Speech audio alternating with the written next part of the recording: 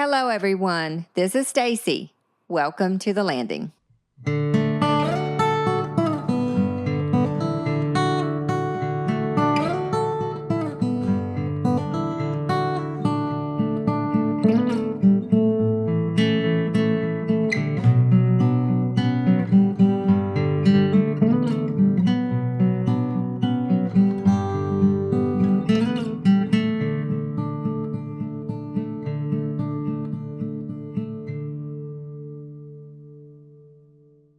Welcome to a very special episode of The Landing. Today we're celebrating something that still feels hard to believe, our 100th episode. When this podcast began, our hope was simple, to preserve the stories, voices, and heritage of Down East before they were lost to time. 100 episodes later, those stories have become a living collection of memories, laughter, wisdom, and history. We have had the privilege of welcoming so many incredible guests, from lifelong residents, watermen, park rangers, school teachers, decoy carvers, boat builders, residents who enjoy traditions in home and family. Every guest has added another thread to the story of Down East. To each of you who have agreed to sit down with me and share your memories, thank you. Your stories are a gift that will live on for generations. To our listeners, thank you for taking this journey with us. Whether you have listened from the very beginning or have just recently found The Landing, your encouragement reminds us that these stories matter. As we celebrate this milestone, we hope you'll consider sharing your story too.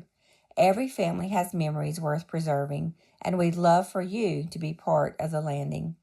It's only fitting that our special guest for this milestone is someone who believed in this podcast from the very beginning, Karen Amspacher. Karen saw the vision for The Landing long before there were 100 episodes. Through her leadership at the Sound Waterfowl Museum and Heritage Center and her lifelong dedication to preserving our coastal heritage, she has inspired countless people to value the stories of Down East. Karen is Harkers Island born and bred, with salt water in her veins and a heart deeply rooted in this community. Karen, thank you for believing in this podcast, for preserving our heritage, and for breathing life into the stories of Down East through your years of dedication and your continuing work today. So, here's to 100 episodes, countless stories, and many more to come. Welcome to this special 100th episode of The Landing, and welcome, Karen. Well, hello, everyone, and welcome to The Landing. I have someone I adore with me today, and I can't wait for you to hear from her. When you hear her voice, you will know exactly who it is, and you will wonder how in the world I got her to sit still long enough to talk to me. So here she is. If you will, please tell us your name, who's your crowd, and where are you from? Okay, Stacy, I'm only doing this for you because you gave me magic was an anniversary, a landmark day, a landmark talk for number 100, and so thank you for that. But I'm Karen Willis Amspacher. Willis is the key word. I'm from Red Hill on Harkers Island, and if you don't know where that is, you don't need to know. Everybody who needs to know knows. That's just the way it is. That's the truth. Yeah. Well, who is some of your crowd? My crowd on the Willis side was Angeline Willis crowd. And they've been to Red Hill a long time. Angeline, her husband was Isaac Willis, that my daddy was named after.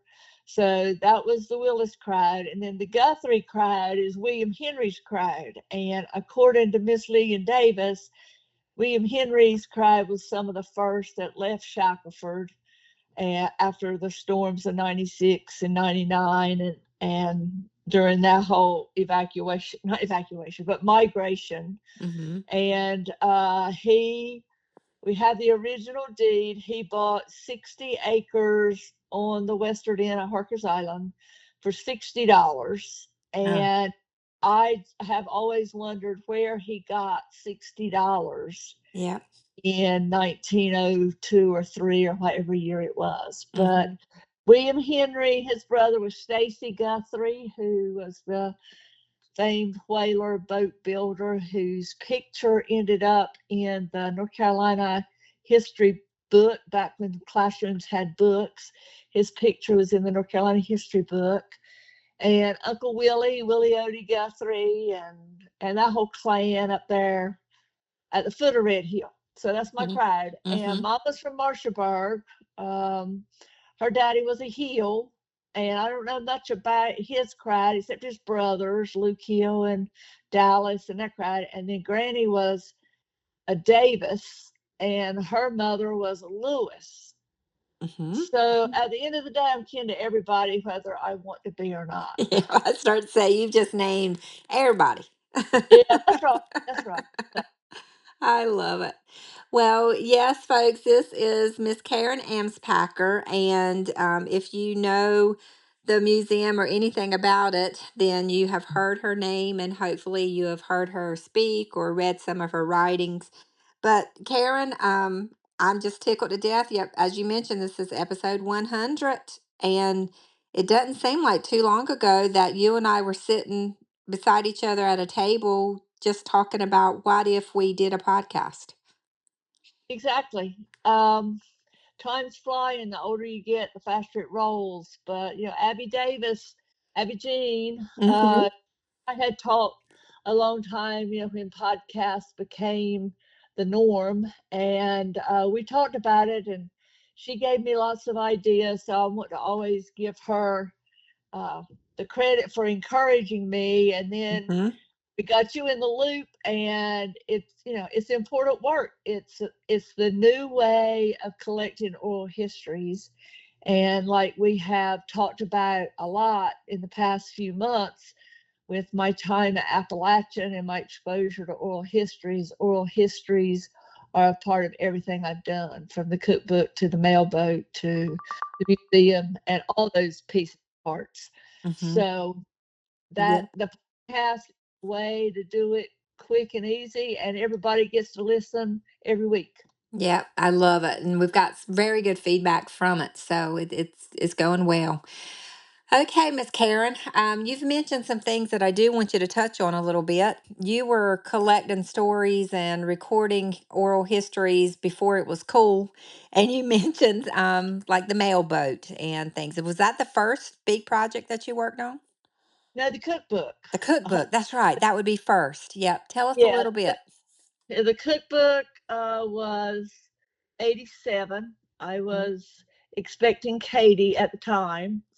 And so, yeah, that book, if we had known what we were doing, we would have never done anything as powerful as that has been, Yes. Yep. because everything goes back to that cookbook. Mm. And as everybody who's ever seen it knows, it's the cookbook is the excuse for everybody to read what the crowd wrote. And the thing we did that was the most important was that we didn't fix, quote unquote, fix anything that anybody wrote. We Mm-hmm. put it in there just like they wrote it. Yep. So in the end of the day, the only thing I wrote was the introduction. The Mm-hmm. rest of it was a patchwork quilt of a quote or a list or something. I remember David Yeomans gave me the list of fish houses on Harkers Island on the back of a brown paper bag. Oh, So wow. it's raw and it's real. And of all the things I've been involved with, and some have been great, most have been great and wonderful, some have been less than that. But Thanksgiving and especially Christmas, to see the young women on the island and from the island posting pictures of grease splattered sticky pages in that cookbook Mm-hmm. and talking about the people whose recipes they are, and who used to cook it, and mine's not as good but I'm trying, and Mm-hmm. talking about light rolls and dumplings. It's really bigger than light rolls and dumplings. It's knowing Uh-huh. it's knowing who you are. Yes, yes. Oh my goodness. I feel the emotion as you speak. It hits a nerve, doesn't it? It's just it was a very emotional thing. Yep, it was, and it was, yeah, that was the same year that the Decoy Festival was getting underway. In fact, um, your daddy, Hmm. he came to me. We had that bazaar. That's when I got tangled up with the festival. And I remember the first festival, I stood on the breezeway because they wouldn't let me in the house because I wasn't a decoy. I stood on the breezeway by the library in front of Julian Hamilton's Ducks and Geese with Katie on my hip. She was a year old, and we sold cookbooks. And Oh my goodness. yeah, so we cookbooks are the cookbook has become, Harkers Island's badge of courage, I think. Yeah. Oh, that's a wonderful way to say it. It is. And for those that are listening, if you don't know what we're talking about, then I'm sorry, but we can fix that. You can still get copies, right, Karen? Yep, coursesign.com. Yeah, yeah, and I encourage you to do so. And I that's a gift that I always love to give newlyweds or folks that I know don't already have one. It's just a treasure. It really is. And now we're at the generation where people have taken their mother's or their original and they put it away and they bought a new one to use because the Mhm. covers are coming off and you're losing, it's coming apart because Yeah. that's been how many years? 38 years. Yes. Yep. Oh yeah. I remember when mom gave us ours, at first I was like, oh yeah, cookbook, not realizing the value that it was going to bring in the years to come to me. But it's not far. I know exactly where it is. I've got pages marked. I've got, like you said, splatters on it. Yeah, it's well worn.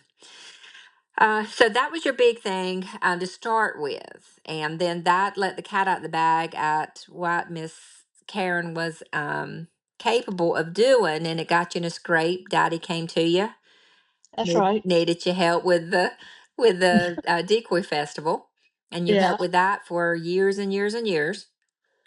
And Yep. when was the mailboat? How did that come in? The mailboat was in typical Harper's Island fashion. When the cookbook came out, everybody said, I mean, like we hadn't mentioned this before. Everybody said, Karen, if I had known this is what you're looking for, I'd have given you this, this, and this. So a couple of years, the first one was in 1990. Joel and I put together the mailboat, and which was basically the same kind of material except in full length, Hmm. and we published that the regular editions for like 3 years, 3.5 years, and then we kept the Christmas edition going for longer. But again, it was what the people told us. It was their stories, and everybody thinks Harker's Island. They know they can build boats and they know they can sing, but there's a lot of people on that island who can really write. Oh I mean, yes. Hmm. there and down east too. I mean, there Hmm. are excellent writers in it, and I learned so much. And I hope someday to get the mailboat rolling again. And Joel and I talk about it, okay, often actually. And we said, well, online, but the mailboat don't need to be online. It needs to be something you can touch, Yes. you can feel of. I still believe in paper, but Hmm. I learned so much, and that's how I got to know the Promised Land crowd.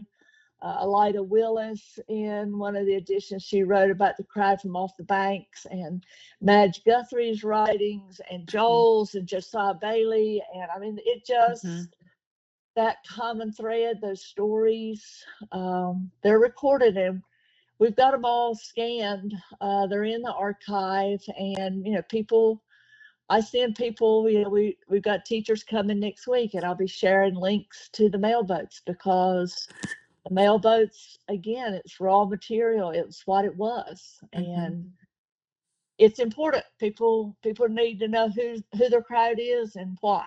Yes, yep, absolutely. Oh my goodness, absolutely. Well, Karen, with the mailboat and all the things that you've been doing, of course, the natural thing for you to still be doing is collecting stories, spreading stories, sharing stories, and encouraging others to do the same. Were you always this curious, like as a little girl? Were you one that sat in the middle and listened? Mm, it's a good question. uh, I was just surrounded by people, people who talked. I mean, Mhm. everybody had a yarn to tell, and everybody around me was witty. Granny, Pam Morris keeps telling me I need to write a book about little things that Granny said, but little truths. I just Mhm. listen. I listened because that was what you were supposed to do, Mhm. and it was always around me. I mean, we'd come to Marshallburg, and Granny and Mama and Miss Lottie and the whole crowd would get on the porch and they talk. And I'd go to Mama's late in the evening, and here come Nanny Ray. Or I'd go to Aunt Ruby's. I was in the swing, and Aunt Ruby and Mama, they were running their mouths. I mean, Mhm. people were telling it over and over. So it's a very verbal society. Mhm. Uh, Mhm. everybody, that was what we had. We told the same stories over and over, and so it gets in your head, and it doesn't matter. And Joel was talking about this at the parlor talk last week about, you're taller than Lonzo and you're quicker than Billy Hancock. All these characters. I mean, because those were the benchmarks. Mhm. Those were the markers of all the things in our community. So, and I remember it because I keep telling it and keep hearing it. So, stories are no good if they're just sitting in a book. You got to talk it and Yep. keep it alive. That's exactly right. And that's the thing that I think, or I hope people are realizing through this podcast is that the stories, no matter how small you think it is going to resonate with others who hear it and help them remember. That's right. And that's the whole point because we need to breathe life into them to keep them with us. What other things have you seen through all your experiences? You say, okay, there's hope because everything is always so negative around, and we could dwell on that. But one thing I've noticed about you, Karen, is yeah, you get frustrated sometimes, but you always end on that silver lining, like there's hope. What encourages you to do that? How do you do that always?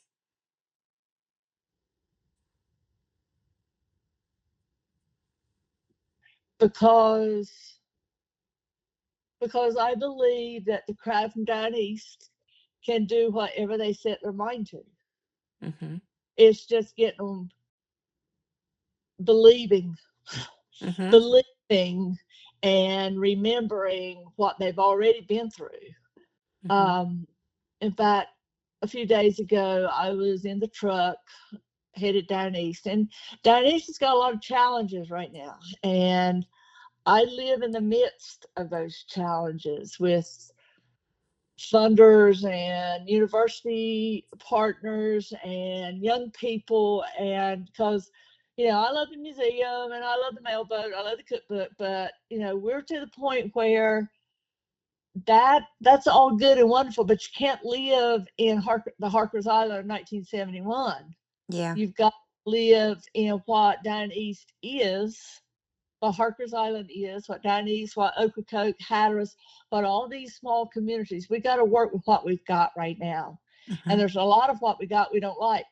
I can make Yeah. a long list on that. Yes.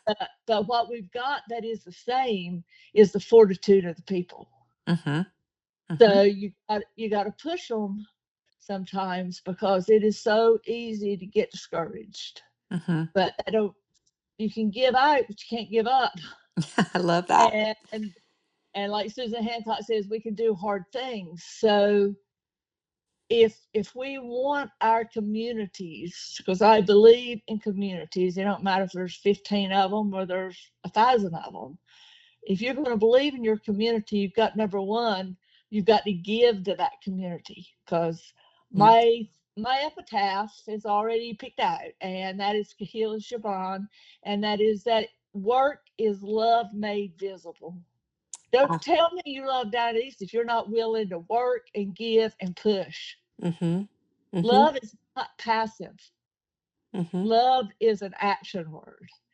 And so that's my message to Dianese, and especially and even more so with young people. And that's hard because this kind of young ones have been through things I don't know anything about. I talk with teachers all the time about what COVID did to them. Mm-hmm. I worry about what the political landscape has done to them. I Mm-hmm. mean, you know, what is the burnout of classroom teachers and the way they're treated by their government and their pay scale and what's expected of them? How does that impact the students? How Mm-hmm. you know, we've got an intern at the museum this summer. She wants to be a teacher. And I'm like, would I want to be a teacher now? Yeah. Yeah. I'm not your teacher. Mm-hmm. Where, you know, I still feel like in my heart I'm a teacher, but Mm-hmm. realistically, if you're going to be a teacher, you're going to have to work 2 other jobs or find a husband that's got 3 jobs. Yep. So I'm worried about the young people, and I feel like that the museum that we're getting ready to roll into our 35th year next year, Wow. and I'm an anniversary kind of person. I believe in benchmarks. But I told someone this morning, I said, museum connotates past. And we love our past, and we've recorded a lot of our past. We need to keep doing that. But we've got to think about the future. Mm-hmm. Because if we're not proactive with taking care of ourselves, like we're in the process of developing a down east storm plan so that when North River Marsh Road washes out, we can take care of ourselves for 2 days or 2 weeks, whatever it is, because we'll be cut off. We know that. Yeah. And we know it's going to happen. We know Mm-hmm. the storm coming. We just don't know what her name is. Right. And so down east leaders, you know, we've got to have leaders and people who are willing to work and give and make a difference. You know, I think about the scouts at Davis, Paul Murphy's crowd, Mm-hmm. Group 252. He's been out there. He and I graduated together, and he's been on the trail just as long as I have. But what an important impact he's made in all those generations of scouts. Yes. Yeah. That's a commitment. That's work. He Mm-hmm. loves his community. He loves those boys. He's made his life. You know, he was a magistrate, and he's had his life and his family. But those scouts are his gift back to the community.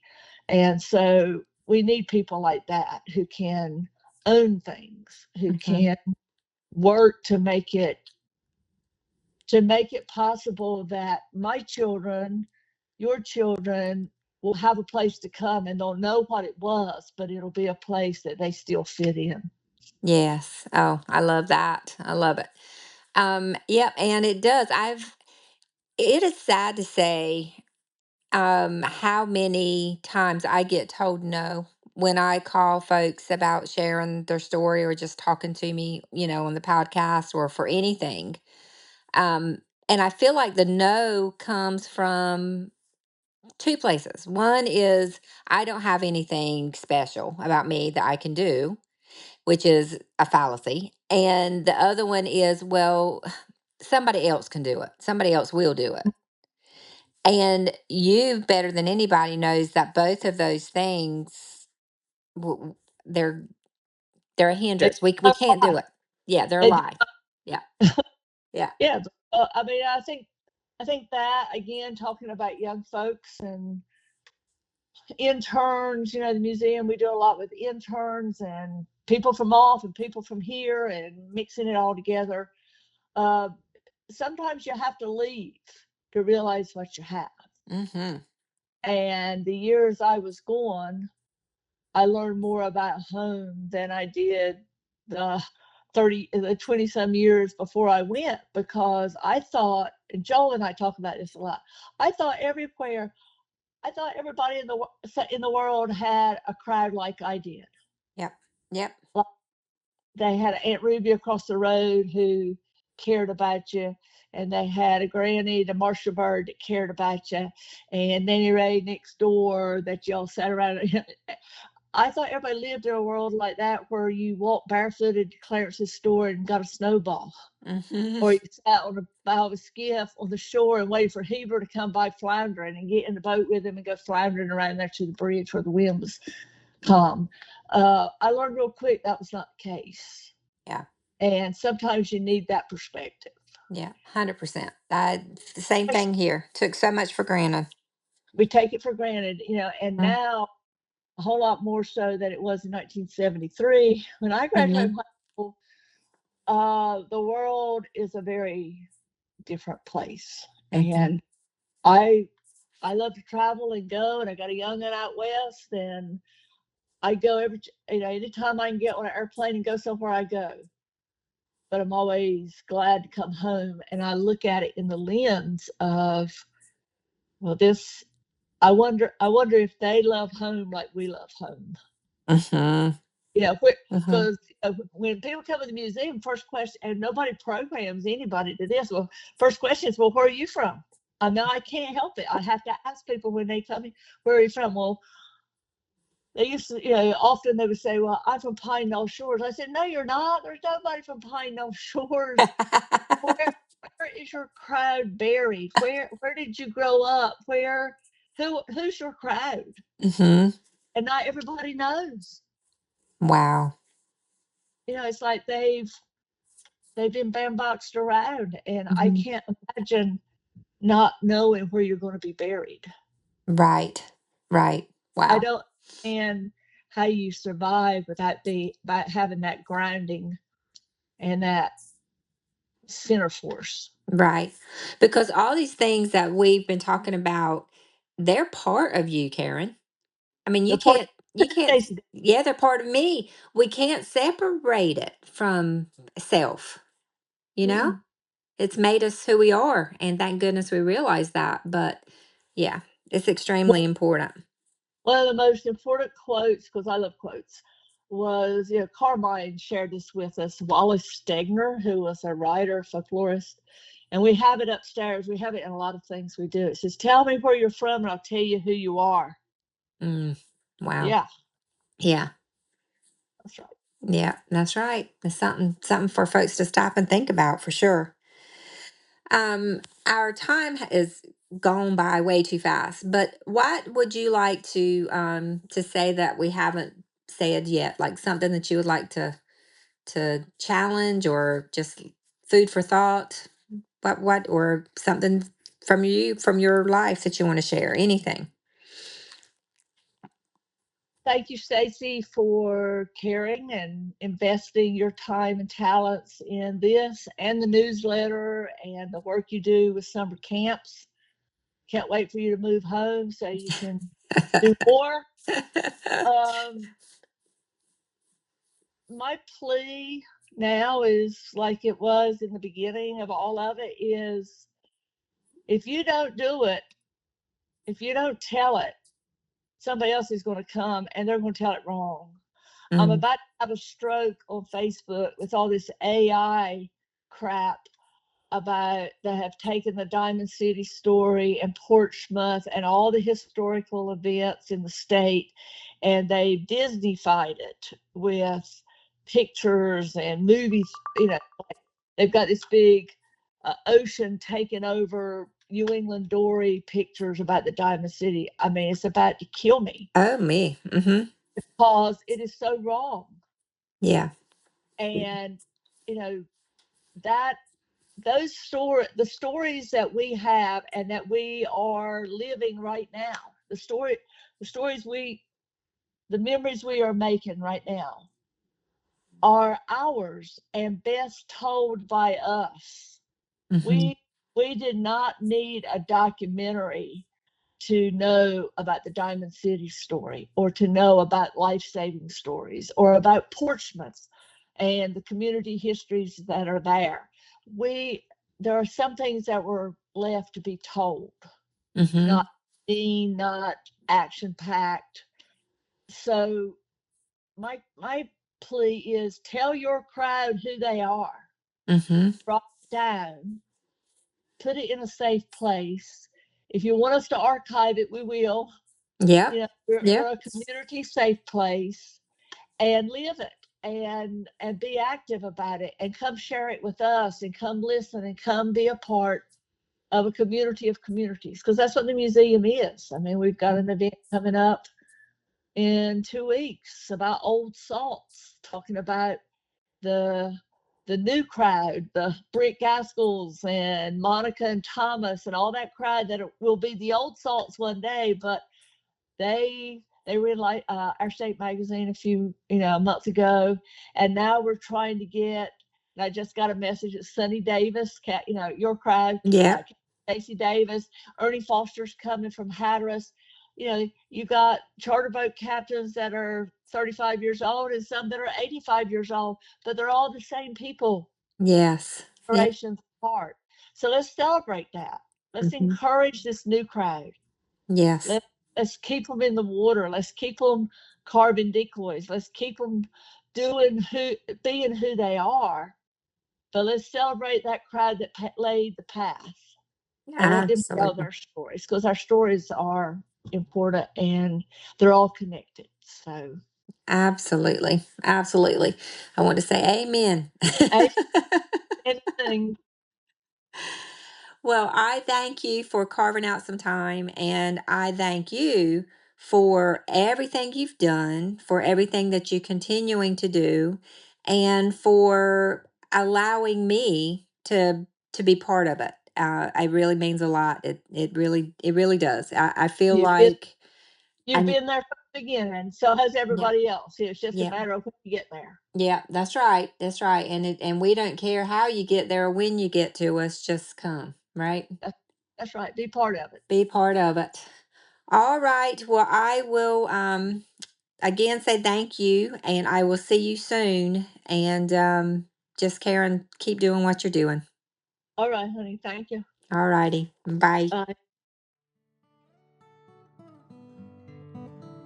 Thank you again for joining us to The Landing.